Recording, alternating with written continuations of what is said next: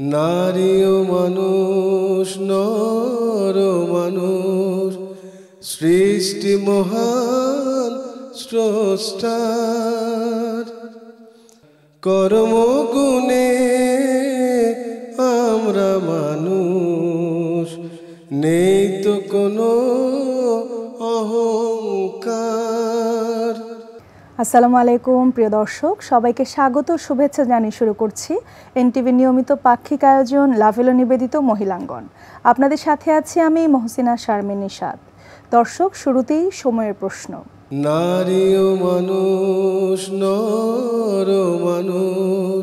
আর সময়ের প্রশ্নে আমাদের সাথে থাকছেন সেলিন ইয়াসমিন, লেখক এবং গবেষক। আসসালামু আলাইকুম। বলছিলাম যে আমরা সময়ের প্রশ্নে বিভিন্ন সমসাময়িক বিষয়গুলো নিয়ে প্রশ্ন করব এবং আমাদের দর্শকদের সে উত্তরগুলো জানাবার চেষ্টা করব। আপা, প্রথমেই জানতে চাইব যে আমরা সব সময় যখন বিপদে পড়ি তখন মহান আল্লাহ তাআলাকে স্মরণ করি। এই যে আমরা আল্লাহ তাআলাকে স্মরণ করলাম, আল্লাহ কি সত্যি তখন আমাদের খুব নিকটে থাকেন, কিংবা আমরা এই যে একটি বিশ্বাস থেকে কিংবা আল্লাহকে কাছে পাওয়ার জন্য যে আকুতি করি, ঠিক এই ব্যাপারটিকে আল্লাহ তাআলা কিভাবে আসলে গ্রহণ করছেন? আসলে এই যে আল্লাহর প্রতি যখন আমাদের বিশ্বাসটা অগাধ হয়, গভীর হয়, তখন অবশ্যই, এবং আল্লাহর কাছে যখন আমরা সাহায্য চাই তখন আল্লাহ অবশ্যই সাহায্য করেন। কারণ কোরআনের কিন্তু আয়াত আছে যে আমি তোমারই উপর ভরসা করে আছি, তুমিই আমার জন্য যথেষ্ট। তা আল্লাহর উপরেই যখন আমরা তাওয়াক্কুল করব, আল্লাহর উপরেই যখন ভরসা করব, আল্লাহ অবশ্যই তাতে সাড়া দেবেন এবং আমাদের অন্তত কাছেই আছেন। একটা হাদিস বলি, একবার এক বেদুইন এসে রাসূলুল্লাহ সাল্লাল্লাহু আলাইহি সাল্লামকে বলল যে আপনি কি আমাকে বলেন তো, আমি যখন আল্লাহর কাছে কিছু চাইবো তখন কি আস্তে আস্তে গোপনে একান্তে আস্তে আস্তে চাইবো, নাকি আমি চিৎকার করে করে তাকে আমার আকুতির কথা জানাতে হবে? ঠিক তখনই এর উত্তরে সূরা বাকারার 186 নম্বর আয়াতের এক অংশ নাজিল হলো। তখন বলা হলো যে তোমার যে বান্দা আমার সম্পর্কে জিজ্ঞেস করছে তাকে বলে দাও যে আমি তার কাছে আছি, আমি তার ডাকে সাড়া দেব। তার মানে আল্লাহ আমাদের জন্য আছেন, সবসময় আছেন। আবার সূরা কাহফের 16 নম্বর আয়াতে কিন্তু আল্লাহ বলে দিলেন যে তুমি যখন ডাকবে আমি তো তোমার কাছে, তোমার গলার শিরার চেয়েও কাছে আমি আছি। তার মানে আল্লাহ শুধু অপেক্ষা করছেন যে কখন আমরা আমাদের দুঃখের কথা, আমাদের আকুতির কথা আমরা তাকে জানাবো। আল্লাহকে পাওয়ার জন্য, আল্লাহকে কিছু জানানোর জন্য বা আমার কষ্টের কথা বলার জন্য আমার কোনো মাধ্যমের দরকার নেই। অনেক সময় অনেকে ভাবে কি যে আমি তো অনেক গুনাহগার, পাপ কাজ করেছি, আমি বললে কি আল্লাহ শুনবে? আচ্ছা, অমুক হুজুরের কাছে যে বলি আমার জন্য দোয়া করে দিবে, হ্যাঁ, বা মাজারে যাই, এগুলোর কোনো প্রয়োজন নেই। আল্লাহর সাথে বান্দার আর অন্য কোনো ধর্মেই নেই এটা, যেটা আল্লাহর সাথে বান্দার একেবারে ডিরেক্ট কানেকশন, যে আমি বলবো আল্লাহ শুনবেন।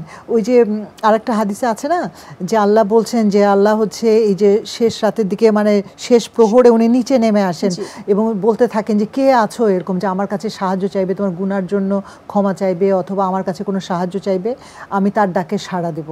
হ্যাঁ, আর একটা হাদিসে আছে যে আল্লাহর কাছে যদি আমরা 1 গজ যাই উনি 3 গজ এগিয়ে আসেন, আমরা যদি মানে হেঁটে যাই উনি দৌড়ে আমাদের কাছে চলে আসেন।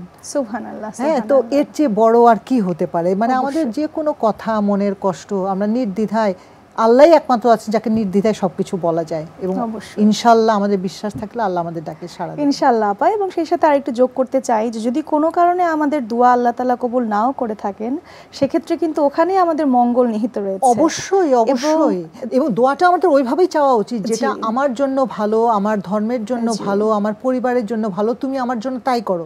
আমার জন্য মঙ্গল না হলে নিশ্চয়ই আল্লাহ ওটা করবেন না। এবং আপা, এই যে তাওয়াক্কাল তো আল্লাহ বলা হয় যে আল্লাহ তাআলাই সর্বশ্রেষ্ঠ আমাদের জন্য পরিকল্পনাকারী।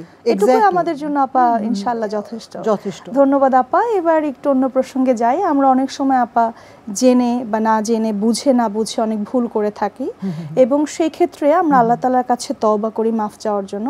তওবা করার সঠিক পদ্ধতি কি আপা? আসলে আমরা অনেক সময় আমাদের দ্বারা অনেক কবিরা গুনাহ হয়ে যায়।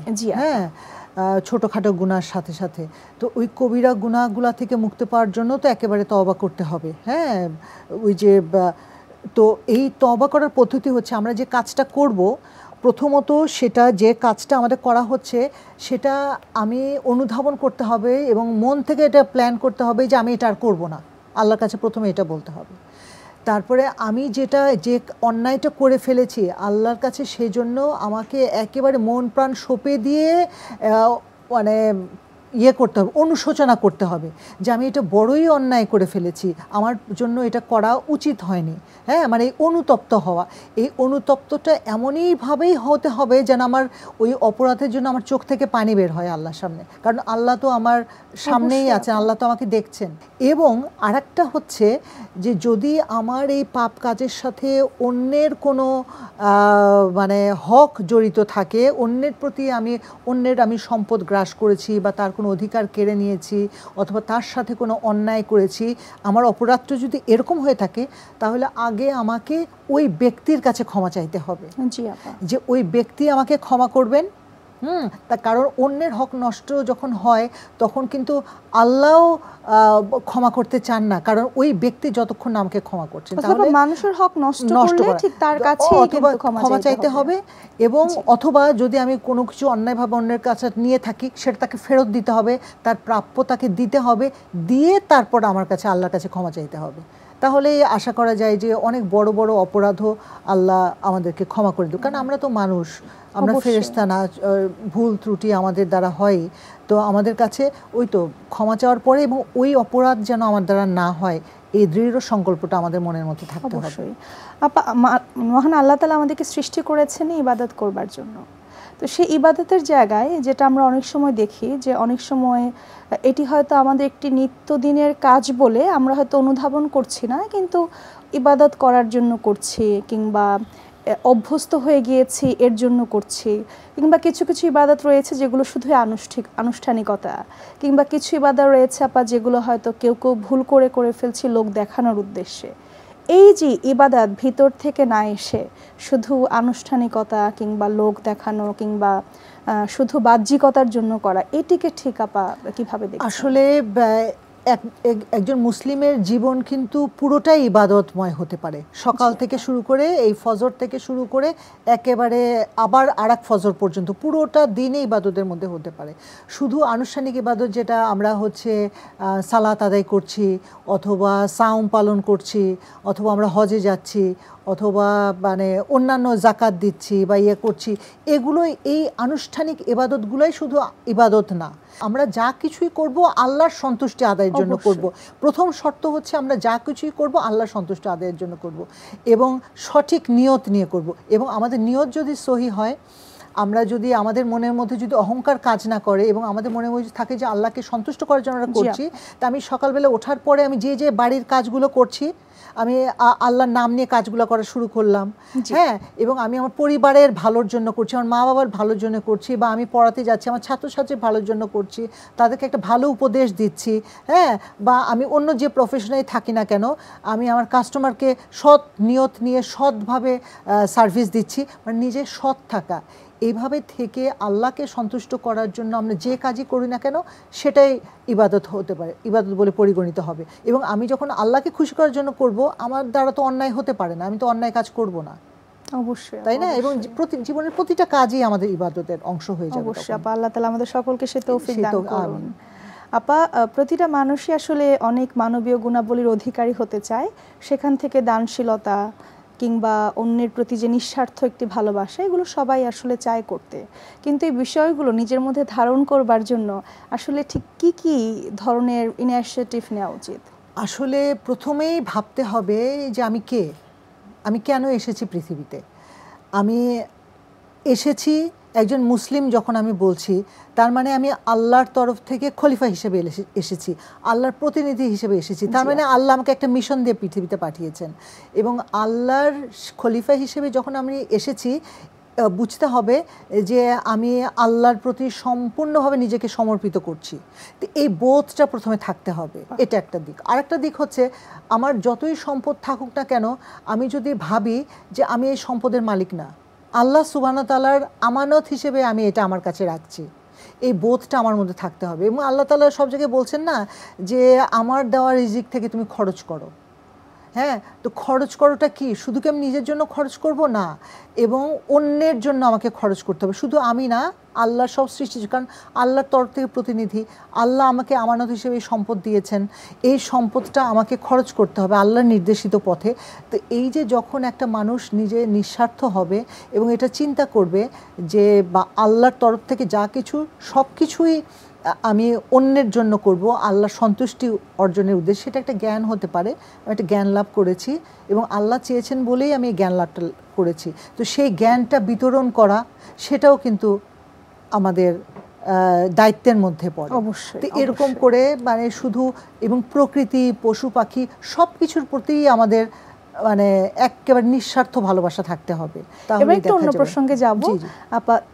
দেখা যায় যে এই যে আমরা যেটা বলি বা আমরা জানিও যে হেদায়েত মহান আল্লাহ তাআলার পক্ষ থেকে আসে, তো সেই ক্ষেত্রে যারা আল্লাহ তাআলার পক্ষ থেকে হেদায়েত প্রাপ্ত হন না, তারা যদি ভুল করে থাকেন সেক্ষেত্রে তারা কেন শাস্তির আওতায় আসবে? হ্যাঁ, অনেক মানুষের মনে এরকম একটি ধারণা অনেকের মাঝে আছে। হ্যাঁ, আল্লাহ যেমন বলেছেন যে আমি যাকে হেদায়েত দিতে চাই সেই যাকে হেদায়েত করতে চাই না, হ্যাঁ, সে হেদায়েত প্রাপ্ত হয় না। এবং এটা নিয়েই অনেকে যারা কথা বলেন, হ্যাঁ, তো আসলে ব্যাপারটা হচ্ছে কি, আল্লাহ যেমন হেদায়েতও দিচ্ছেন, আল্লাহ মানুষকে যখন পাঠালেন মানে ভালো গুণ খারাপ গুণ সব কিছু দিয়ে আমাদেরকে পাঠালেন।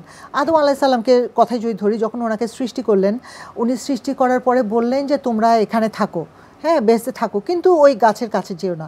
তার মানে আমার মনের মধ্যে, মানুষের মনের মধ্যে আল্লাহ দুটো দিকই দিয়েছেন, ভালো খারাপ। যখন উনি ওই নিষিদ্ধ ফল খেলেন তখন আল্লাহ বললেন যে তোমরা নেমে যাও, এবং শয়তানকেও বললেন যে তুমি বিতাড়িত হলে। আদম আলাইহিস সালাম তো অপরাধ করার পর আল্লাহর কাছে ক্ষমা চাইলেন, আল্লাহ ক্ষমা করে দিলেন। তার মানে কি, আমরা মানুষ, আমরা ভুল করব, আল্লাহর কাছে ক্ষমা চাইব, আল্লাহর কাছে নিজেকে সমর্পণ করব। এটাই হচ্ছে আল্লাহ দেখতে চান যে কে আমার নির্দেশ। এবং আমাদের ম্যানুয়াল হিসেবে তো আমাদের কোরআন আল্লাহ পাঠিয়ে দিয়েছেন, এবং রাসূলদেরকে পাঠিয়েছেন আমাদেরকে হেদায়েত দেওয়ার জন্য, আমাদেরকে সুসংবাদ দেওয়ার জন্য, আমাদেরকে গাইড করবার জন্য। তো তাদের নির্দেশিত পথে তো আমরা চলবো। তো দুনিয়াটাই তো একটা পরীক্ষা, এই পরীক্ষায় আমরা কে পাশ করি কে করি না আল্লাহ সেটাই দেখতে চান। অবশ্যই, এবং মহান আল্লাহ তাআলা আমাদের সেই তৌফিক দান করুন যেন। আপা, আপনাকে অনেক অনেক ধন্যবাদ আপা এত সুন্দর আলোচনার জন্য। ধন্যবাদ আপনাকে। আমাদের এখনকার আয়োজন জীবন পরিক্রমা, যেখানে আমরা জীবনের সাথে ওতপ্রোতভাবে জড়িত বিভিন্ন বিষয়গুলো নিয়ে আলোচনা করে থাকি। আর সেই ধারাবাহিকতায় আজকে আমরা আলোচনা করব অত্যন্ত সুন্দর গুরুত্বপূর্ণ একটি বিষয়, আমানাত নিয়ে। আমাদের সাথে আছেন doctor Najmun Nahar, professor North South University. আসসালামু আলাইকুম। আপা কেমন আছেন? আলহামদুলিল্লাহ ভালো আছি, আপনি কেমন আছেন? আলহামদুলিল্লাহ আপা ভালো আছি। আমানত শব্দটি আসে আপা যখন, তখন মনে হয় যে এই শব্দটি মুসলিমদের সাথে অনেক বেশি ওতপ্রোতভাবে জড়িত। কারণ যেখানে মহানবী সাল্লাল্লাহু আলাইহি ওয়াসাল্লামকে আল আমিন, বিশ্বাসী বলে আসলে মনে করা হতো, এবং কাফেররা ওনার কাছে আসলে বিভিন্ন জিনিস রাখতেন, জানতেন যে আসলে এই আমানতের খেয়ানত উনি করবেন না। তো এরকম অনেক সুন্দর সুন্দর উদাহরণ আপা আছে ইসলামে। তো সেই ধারাবাহিকতায় আজকের এই অত্যন্ত সুন্দর একটি বিষয় আমানত নিয়ে আপা আপনার কাছ থেকে বিভিন্ন কিছু জানবো। তো প্রথমে আপা জানবো যে আমানত এবং ইসলাম এই দুটি বিষয়ে নিয়ে আরেকটু বিস্তৃত। আমানত মানে হচ্ছে আসলে যদি খুব সহজ ভাষায় বলি, এটা হচ্ছে যে কারো কাছে যদি কোনো কিছু গচ্ছিত রাখা হয় সেটা রক্ষণাবেক্ষণ করা, সেটার মর্যাদা দেওয়া এবং প্রয়োজন মতো তাকে সেটা ফিরিয়ে দেওয়া, একদম সিম্পল ল্যাঙ্গুয়েজে। এবং আরবিতে আমানত শব্দটা লেখা হয় আইন, মিম এবং নুন। এটার অর্থ হয় শান্তি এবং নিরাপত্তা। আর যদি শাব্দিক অর্থ বলি তাহলে শাব্দিকভাবে এটা মিন করে হচ্ছে রক্ষা করা, নির্ভরতা, বিশ্বস্ততা ইত্যাদি। তো আমানতকে অনেকভাবে ব্যাখ্যা করতে পারি। একদম কমন উদাহরণ যেটা দিলাম, যে কেউ আমার কাছে টাকা গচ্ছিত রেখে গেল এবং আমাকে বলল যে তুমি এটা 2 মাসের জন্য রেখে দাও, আমি 2 মাস পরে এসে তোমার কাছ থেকে ফেরত নেব। তাহলে আমি যেন ওই 2 মাস তার টাকাটা যত্ন সহকারে রেখে দেই এবং সে যখন আসবে তাকে যেন সেটা ফেরত দিতে পারি। এটা হচ্ছে একদম সাধারণভাবে যদি আমি আমানতকে ব্যাখ্যা করতে চাই। এখন পবিত্র কোরআনে কি বলছে বা হাদিসে কি এসেছে আমানত সম্পর্কে, আমরা দেখি যে পবিত্র কোরআনে আল্লাহ তাআলা বলছেন সূরা মুমিনুনে যে মুমিনের একটা বৈশিষ্ট্য হচ্ছে যে সে আমানত এবং অঙ্গীকার রক্ষা করে। একইভাবে আমরা দেখি যে সূরা আনফালে আল্লাহ তাআলা বলছেন যে তোমরা যারা ঈমান এনেছো এবং তোমরা জেনে বুঝে আল্লাহ ও রাসূলের সাথে কোনো খিয়ানত করো না। একইভাবে তোমরা নিজেদের আমানতেরও কোনো খিয়ানত করো না। আরেক জায়গায় আল্লাহ বলছেন, যারা নিজেদের আমানত এবং ওয়াদা রক্ষা করে তারা জান্নাতীদের অন্তর্ভুক্ত। তাহলে আমরা দেখতে পাচ্ছি যে আল্লাহ তাআলা বিভিন্নভাবে আমাদেরকে আমানত রক্ষার উপরে যে গুরুত্ব দিয়েছেন সেটা মানে আমাদেরকে কোরআনের মাধ্যমে জানিয়েছেন। এখন আবার কোনো স্কলার আমানত বলতে বোঝান যে আল্লাহ তাআলা যেহেতু মানুষকে পৃথিবীতে পাঠিয়েছেন তার প্রতিনিধি হিসেবে, খলিফা হিসেবে, তার মানে হচ্ছে যে পৃথিবীতে যা কিছু আল্লাহ তাআলা মানুষের জন্য দিয়েছেন সব কিছুই হচ্ছে আসলে মানুষের কাছে আমানত। কাজে খুব গভীর অর্থ হিসেবে যদি দেখি যে এই যা কিছু আছে আমাদের আশেপাশে এগুলোর কোনোটাই আমরা ওন করি না, সমস্ত কিছুর আসল মালিক হচ্ছেন আল্লাহ সুবহানাহু ওয়া তাআলা। কাজে এটা আমাদেরকে বুঝতে হবে। আবার এই যে স্কলাররা এটাও বলছেন যে আমানত রক্ষা করা মানে হচ্ছে যে আল্লাহ তাআলার কাছ থেকে যাবতীয় যে বিধিনিষেধ আমরা পেয়েছি তার প্রতিনিধি হিসেবে এই সমস্ত বিধিনিষেধগুলো সঠিকভাবে পালন করা, অন্যের অধিকার রক্ষা করা এবং অন্যের পাওনা মিটিয়ে দেওয়া, এটা হচ্ছে আমানত রক্ষা করা। আপাত দৃষ্টিতে তো মানুষ বা সকলে মনে করে থাকেন যে আমানত মানে হচ্ছে কিছু সম্পদ গচ্ছিত রাখা, স্বাভাবিক দৃষ্টিতে। তো সেই জায়গা থেকে যে আসলে আরো কি ধরনের জিনিসগুলো আমানতের অন্তর্ভুক্ত হতে পারে? আমি অনেকগুলো অর্থ হতে পারে। একটা ইন্টারেস্টিং আমার কাছে মনে হয় সেটা হলো যে পরিবেশের ব্যাপারে যদি আমি একটু বলি। এই যে বললাম যে আল্লাহ তাআলা মানুষকে পাঠিয়েছেন, তার আশেপাশে পরিবেশটাও দিয়ে দিয়েছেন আমাদের জন্য এত সুন্দর একটা পৃথিবী। তাহলে এই পরিবেশের রক্ষা করার দায়িত্ব কিন্তু আমাদের, এটা আমাদের আমানত আল্লাহ তাআলার তরফ থেকে। তাহলে এই যে পানি, বাতাস, গাছপালা সব কিছুর প্রতি আমাদের দায়িত্ব রয়েছে। তো আজকাল আমরা যে সাস্টেনেবিলিটির কথা বলি অথবা সাস্টেনেবল লিভিংয়ের কথা বলছি, সেখানে মিনিংটাকে আমরা কি বলছি? আমরা আসলে বলছি আমরা এই ন্যাচারাল রিসোর্সেসগুলোকে পরিমিত ব্যবহার করে পরবর্তী জেনারেশনের জন্য যেন তার মজুদটা নিশ্চিত রাখি। জি, এটা তাহলে আমানত রক্ষা করা। তাহলে আমরা দেখতে পাচ্ছি যে আসলে সাস্টেনেবল লিভিংয়ের সাথে আমানতটা খুবই একটা রেলেভেন্ট আইডিয়া যাচ্ছে, রাইট?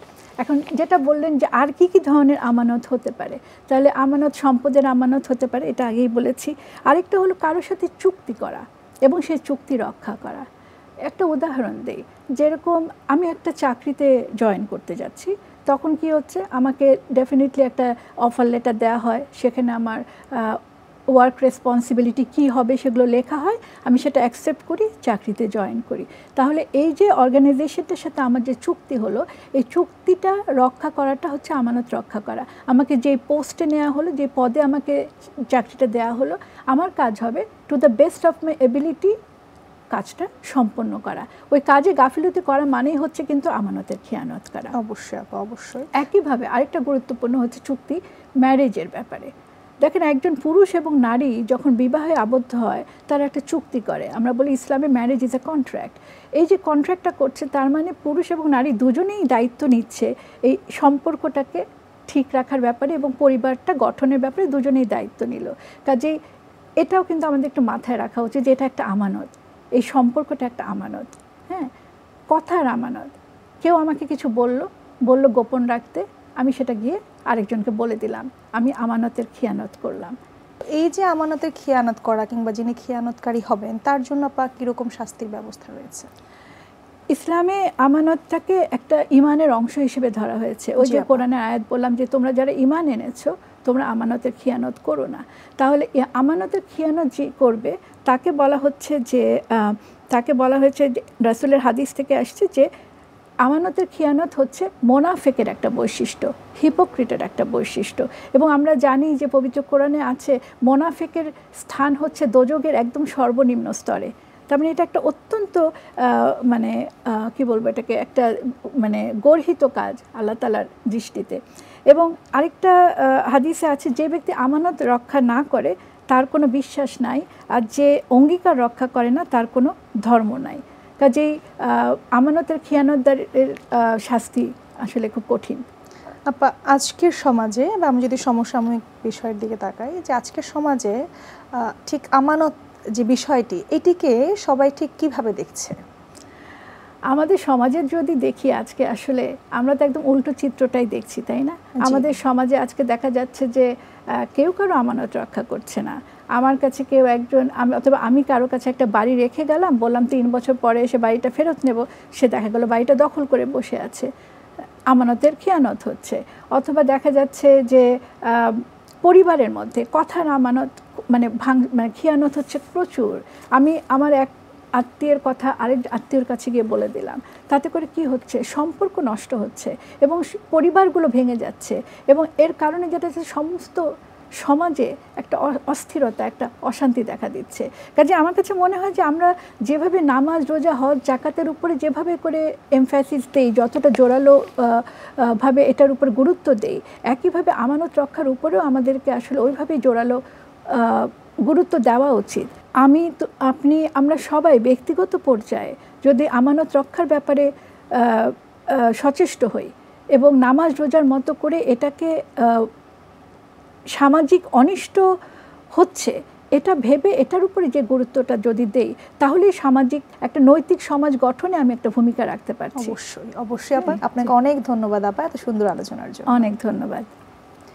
প্রিয় দর্শক, আপনারা দেখছেন লাভেলো নিবেদিত মহিলাঙ্গন। আমরা একেবারেই শেষ পর্যায়ে চলে এসেছি।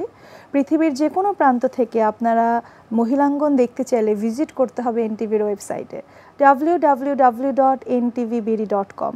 প্রিয় দর্শক, এছাড়াও আপনারা ভিজিট করতে পারেন এনটিভির ভেরিফাইড ফেসবুক পেজ এবং ইউটিউব চ্যানেলটিও। তাছাড়া আপনারা আপনাদের মতামত, পরামর্শ কিংবা অভিমত আমাদেরকে চিঠি লিখে জানাতে পারেন এই ঠিকানায়। পরিচালক মহিলাঙ্গন, এনটিভি, বিএসইসি ভবন, 7ম তলা, 102 কাজী নজরুল ইসলাম এভিনিউ, কারওয়ান বাজার, ঢাকা 1215। দর্শক, আজকের মতো বিদায় নিচ্ছি। মহান আল্লাহ আমাদের সুস্থ রাখুন, সুন্দর রাখুন। আসসালামু আলাইকুম।